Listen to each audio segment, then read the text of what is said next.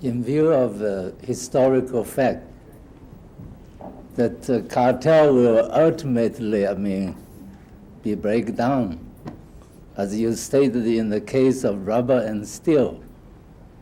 My question is this: why President Jimmy Carter keep on talking about energy crisis? The first question is, it certainly had, political implication. Mm-hmm. To what extent the American, people will be benefited. And as you just mentioned, the tendency is towards, on the way to nationalization. Would that be beneficial to the Democrat Party or the American people? Well, it would be, in my view, it would be very harmful to the American people. But it's not. But whether it would be politically profitable or not is a much more complicated question. I assume that President Carter is talking about an energy crisis because he believes, rightly or wrongly, that it is politically profitable to do so. I suspect that he is better qualified to judge political profitability than I am. At least his track record would suggest that. So I'm not about to double guess him on the question of whether it's politically profitable. Now, the more important question is, why is it politically profitable? And that's what I was trying to explain briefly. It's politically profitable because politics is the art. Well, James Schlesinger, before he became Secretary of Energy, and before he came into the government, when he was still simply an economist, wrote a fascinating article in which he said, among other things, that politics is the art of calculated cheating. And that's right. It's the art of giving and appearing to be able to distribute benefits so that the benefits are visible and the costs are hidden. Well, the purpose of an energy policy from a political point of view is to have benefits to distribute that are visible and costs that are invisible. You cannot have a situation in which you appear to be distributing benefits unless there is a crisis. If everything is fine and everything is going along well and there's no problem and nothing to do, and therefore it has always been politically profitable to have crises. It's just a question of what kind of a crisis you have. So I don't believe it's difficult to understand why you call it a crisis. The question is whether somehow or other, by trying to have greater public understanding of the issues, we can make it politically unprofitable. Thank you.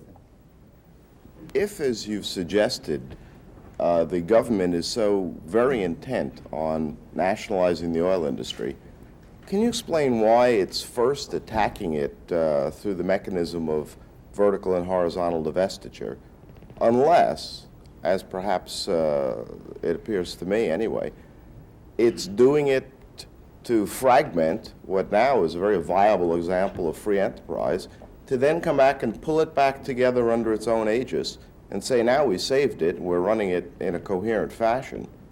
But is this a really reasonable thing to do? To free enterprise as it works now, to a good coherent organization, to jobs, to perhaps national security and welfare? I think there are several points involved in your question. First of all, there isn't such a thing as the government view or the view. You have many independent fiefdoms in what is supposedly a government. You have many independent views. One group will be moving for divestiture while another group may well be moving in the opposite direction. So it isn't necessary to have a coherent view. But in the second place, a major component of the movement has to be in all these areas is to try to establish the inadequacy or inequity or evil of the industry to provide a case for having the government control it and run it. Now there are many levels in which you can do that, and one of those levels is to complain that it's a monopoly, which is unfairly exploiting the consumer, and that it's able to get that monopoly power because it's vertically integrated. So in part, the move for horizontal divestiture must not be interpreted necessarily as a serious move to divest it, but simply as part of the propaganda campaign against the oil industry as an efficient, effective, competitive industry. Needless to say, I think that that is a very undesirable movement. I do not believe there is any evidence, or any significant evidence, that aside from government involvement, the oil industry is imperfectly competitive. It's rather very competitive. I think a lot of people agree there. Yeah, essentially, all professional economists who have looked into the competitive state of the industry have agreed that absent government involvement, it would be a highly competitive industry. So in answer to your question, I see no point to divestiture, and I don't think it'll get anywhere really. And I think it's just part of the general propaganda attack against the oil industry, which establishes a climate of opinion that is favorable to increased government controls over the industry. I speak of nationalization. That doesn't mean that you have to have literal government ownership and operation of the industry. If government bureaucrats can use that $10 billion pot they have to decide who produces what, who consumes what, well, then you have essentially control over the industry, whether the name is private enterprise or not. Thank you. Thank you.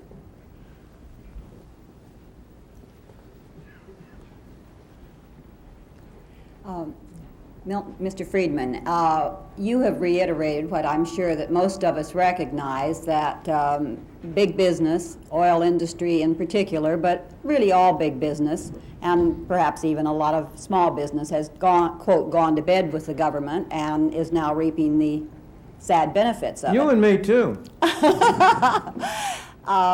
We seem to have a situation that I don't find an answer for, in that our college students, when polled, hate two things very strongly: big government and big business. Now, it's to our advantage to try to reduce the big government, to have them hating big government. But I do not know how we separate their hate of big government and big business, particularly since people like my own Congressman, George Miller, at a recent town hall, when he was telling everybody why we must have the energy program, said we must conserve energy. And I asked the question, I'm certain that you understand about Carter's MOPS energy group that estimated a 600-year supply of natural gas given the free market. And he said, yes, but he said, we must conserve our energy for future generations. And I said, George, 600 years? And with that, you know, he looked around the audience and he said, I will not let the oil industries rape you. And of course got cheers. Now, as long as they can play this way, we are not going to be able to separate big government being able to blame the oil industry for what is happening. So my question, it's a long way to get there, I realize, but my question is, how, given the fact that maybe industry will wake up and stop playing the game with big government, but that seems almost unlikely since it's to their benefit, and we are all self-motivated, self-interested, how are we going to break this combination, which we have to break in order to be able to destroy the big monster of big government? Well, I don't know that I want to break the combination. I'm opposed to big business and I'm opposed to big government, and I think they are in bed with one another. I'm pro-free enterprise, but I'm not pro-business. Those are two very different things, and you must not confuse them. Free enterprise means competition. And the reason I'm in favor of free enterprise is because it's the only system known to man which prevent capitalists from having too much power. But when you combine ownership of property with government political power, you have too much power concentrated. If you have free enterprise, if you have competition, then one power is offset against the other power, and you can hope to keep it in check. There are big businesses which have been very beneficial to the American people. They have been responsible for much of our productivity. And I'm not trying to eliminate the productive efficiency of big business. But I think that the students are right in believing that the future of this country is threatened not alone by big government, but by the extent to which businesses contribute to that. I have often said that the two greatest enemies of free enterprise are, on the one hand, my fellow intellectuals, and on the other hand, the businessmen, for opposite reasons. Every intellectual is in favor of freedom for himself and against freedom for everybody else. And every businessman is in favor of freedom for everybody else, but special privilege for himself. He wants a tariff. Now, I think that the college student is right to believe that when U.S. Steel comes out, when the steel industry comes out and says, we believe in competition, but we want you to restrict the import of steel, I think they're right to say they're a bunch of hypocrites. When the oil industry, or when companies in the oil industry come out and say, well, we recognize, as they do, even the best of them in their advertisements, we recognize that you cannot let windfall profits develop, and therefore we are in favor of decontrol, but gradual, please. Well, that's hypocrisy. So I'm not really going to join you in your crusade to try to separate the attitudes about this. I think what we need to do is to try to have people understand the virtues of free enterprise, of competition. And if you had, in fact, part of the reason business is as big as it is in many areas is because government is as big as it is. If you look at most of the governmental regulations, most of the governmental activities, the tax structure, they have had the effect of leading to larger scale enterprises than would be socially desirable. So that I think that if you could get a proper governmental policy, you would end up with much less big business than you now have. Well, I see their attitude as... Who's there now? The college students Yeah. that I talk to. I see their attitude as being, big government must not control me, but it must control big business. Right, that's where it's And from. so this is where I'm trying to separate things. What I say to them, what I say to these students is something different. I say, you are right, we don't want big government to control us. But you're kidding yourself if you think that big government's going to control big business. The history of this is always that well-meaning people like you, who have favored governmental controls on big business, have ended up being the front men for the big businessmen they would never knowingly serve. Because what happens is that every time you set up one of these supposed controls, the business comes and takes it over. So if you want to control big business, you rely on competition, on an open door. I have a standard question. I sort of ask a parlor question I ask to people who talk about the vices of big business. I say, suppose you could pass one law for the sole and solitary purpose of increasing competition. No other purpose. What law would you pass? And they very seldom come up with the right answer. So, you know, they come up with stories like doubling the budget of antitrust or setting a limit no single company can have more than X percent of an industry, or things like that. The right answer is very simple, and everybody will immediately recognize it. Complete international free trade. Abolish all tariffs, all restrictions on imports. That would do far more to introduce competition and prevent monopoly than anything you could do in the antitrust area directly. You know, it's an interesting thing that if I look at the behavior of business organizations, if I look at the NAM or the Chamber of Commerce, on any given issue, they're as likely to be on the wrong side as on the right side. The only organization that is almost always on the right side is the National Federation of Independent Business. Why? Because it represents small business. Why? Not because small businessmen are nobler than big businessmen, but because they know they can't get anywhere through government, while the big businessmen can. So don't you try to defend the big business. They'll take care of themselves. You spoke of the oil industry today. Aren't we really speaking of the energy industry? Yes. And if so, what is to prevent this industry, which has tremendous economies of scale in transportation and in raising capital, once the deregulation of gas comes about under a free market situation, from basically indexing all energy supplies and then maximizing profit. That is, the question is, would a monopoly arise? Exactly. Why didn't it arise in the prior 80 years, 100 years? Why is it? After all of these factors you're describing were present before the price of oil in particular was regulated. Why didn't it happen then? The answer is that you must distinguish between individual size of an individual enterprise and the total industry. It's an enormous industry. You can have very, very large enterprises, but a good many of them. Moreover, in every industry, whether oil or anything else, you have large by the side of small. And what effectively prevents monopoly is the fact that attempted monopolization introduces an incentive for people to come in and break down the monopolization, induces small people to come in alongside the big ones. So I think there is neither reason in history nor in logic to suppose that the so-called energy industry would become effectively monopolized. You have many sources of energy. You have competition not only between different gas producers, not only between different producers of oil, but between oil and gas, between them and electricity, between them and coal. Solar energy will be coming in, new forms of energy will be coming in. I do not believe that, I think this problem of a monopoly emerging is a false problem and is not one that you need to be seriously concerned with, except insofar as the government steps in and enforces it.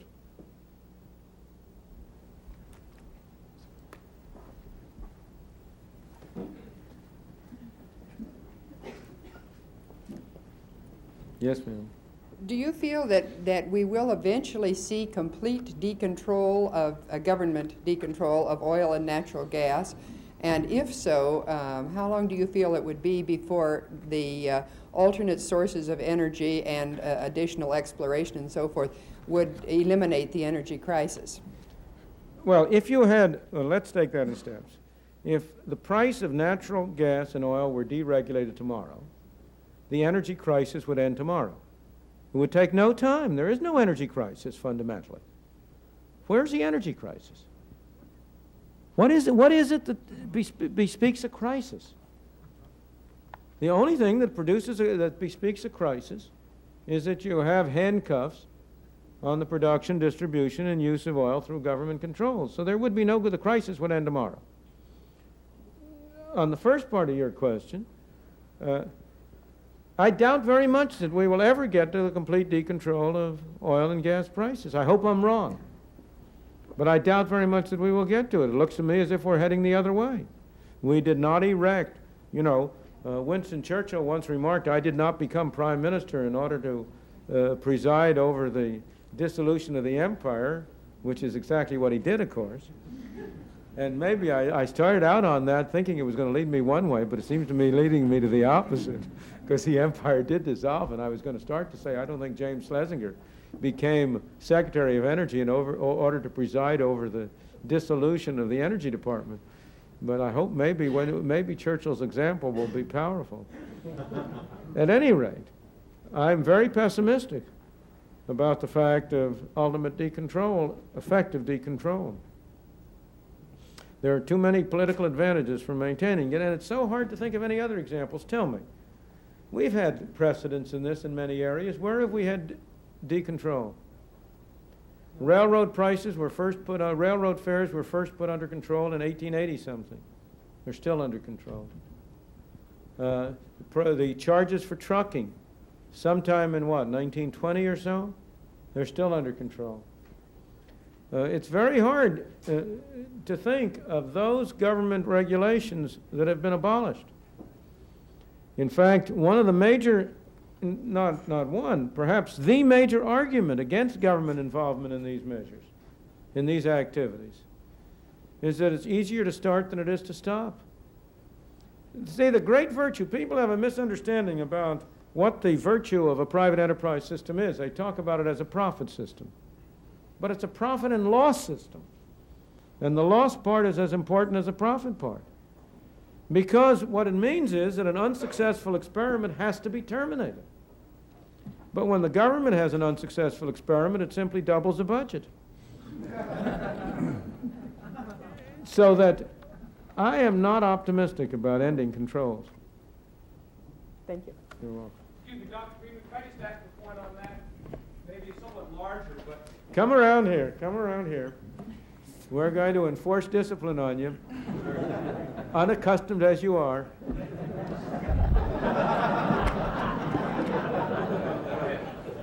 Yes, sir, come on ahead and he'll take his turn.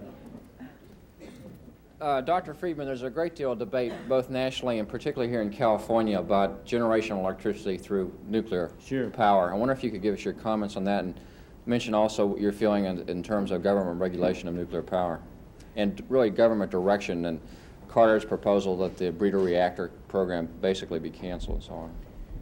I'm not enough of an expert to comment particularly on the breeder reactor. That gets you into a problem which really is not at all an economic problem. It has a problem of the extent to which that would contribute to the proliferation of nuclear weapons.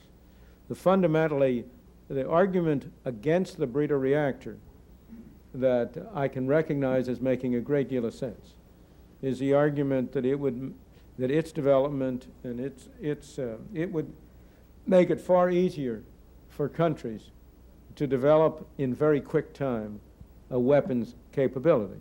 And I'm not competent to evaluate that. But let me go back to the first question. We have taken a measure, the government has taken measures which has, in a way, hampered the possibility of allowing nuclear energy to be produced under appropriate free market conditions. Namely, the measures to limit the liability. You see, there is a measure which limits the liability of a nuclear generating plant for harm which may be done to others as a result of accidents. Now that's, I think, a very unfortunate measure. A free enterprise system is one under which people are responsible for what they do. And it is appropriate that a nuclear generating station should be subject to the same responsibility in case of harm to others as any other activity. And by limiting the damages that could be assessed against it, the government has essentially reduced the private incentive to minimize, to make the production of nuclear energy safe. If that could be eliminated, it seems to me that the first step that ought to be taken is to eliminate that limit so as to make it really a private enterprise thing. Beyond that, it seems to me nuclear energy ought to compete on an even keel with other forms of energy. I believe that there has been an emotional reaction against nuclear energy that is completely unjustified, so far as I can see, in terms of the evidence about its safety and about its what can be done to prevent, to store and prevent harm from coming from the byproducts of it. So on the whole, I have very little doubt that we are going to make much less use of nuclear energy than it would be desirable to do. But I don't have any very good suggestions about how to do anything about it, except, on the one hand, to impose responsibility, and the other, to try to counter the hysteria and the tendency, irrationally, to link the production of energy with other aspects of nuclear fission. As you know, the record is incredible. The safety record of the nuclear generating plants has been very, very much better than that of the fossil plants, so that on objective grounds it's very hard to justify the hue and cry about nuclear energy, and I don't believe that is on objective grounds. I think that's entirely on emotionally irrational grounds. Thank you. Yes, sir. What you consider to be the continued effect of the current balance of payments.